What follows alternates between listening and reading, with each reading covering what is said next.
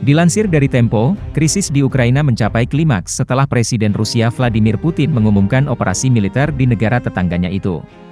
Putin menyebut ingin demilitarisasi dan denasifikasi Ukraina, demi melindungi orang-orang yang telah menjadi sasaran genosida rezim Kiev.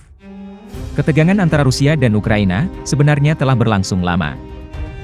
Sebagai bekas Republik Soviet dan di dua wilayah yang pernah di bawah kuasa Kekaisaran Tsar, Ukraina memiliki ikatan sosial dan budaya yang mendalam dengan Rusia. Bahkan sebagian wilayah Ukraina masih menggunakan bahasa Rusia. Rusia pernah menyerbu Ukraina pada tahun 2014 ketika kelompok separatis yang didukung oleh Presiden Putin, merebut sebagian besar wilayah timur Ukraina. Saat itu, Rusia telah mencaplok Crimea. Rusia menyerang Ukraina ketika presidennya yang pro-Rusia digulingkan pada awal 2014. Perang di timur itu telah merenggut lebih dari 14.000 nyawa.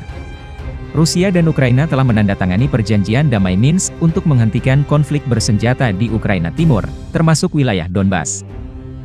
Barat mencurigai hal tersebut sebagai dalih Moskow untuk menduduki wilayah berdaulat. Situasi mulai tidak terkendali lagi pada awal 2021. Pada Januari tahun lalu, Presiden Ukraina Volodymyr Zelensky mendesak Presiden AS Joe Biden untuk membiarkan Ukraina bergabung dengan NATO. Ini membuat marah Rusia, dan mulai mengirim 100.000 pasukan di dekat perbatasan Ukraina.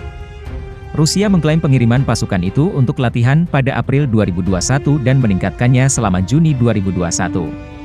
Pada Desember 2021, AS mulai meningkatkan pengerahan pasukan Rusia, dan Presiden Biden memperingatkan sanksi berat jika Rusia menginvasi Ukraina.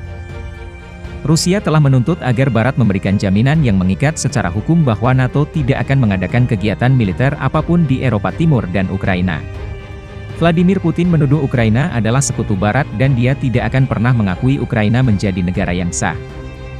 Ketegangan baru antara Rusia dan Ukraina terjadi di awal 2022, yang juga berdampak buruk bagi Uni Eropa.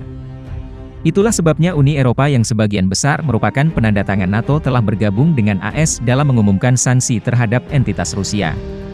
Beberapa minggu yang lalu pada bulan Februari 2022, dalam waktu terpisah, Presiden Prancis Emmanuel Macron serta Kanselir Jerman terbang ke Moskow untuk berbicara dengan Presiden Putin guna mengurangi ketegangan. Gedung Putih sebenarnya siap melakukan diplomasi melalui sebuah pernyataan pada Minggu, 20 Februari 2022, setelah Paris menyarankan untuk menyelesaikan konflik secara damai.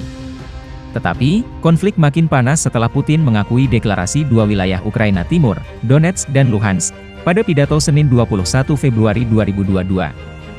Konflik Rusia-Ukraina kian membara setelah Putin mengumumkan operasi militer di negara tetangganya itu pada hari Kamis, 24 Februari 2022, dan meminta tentara di sana meletakkan senjata.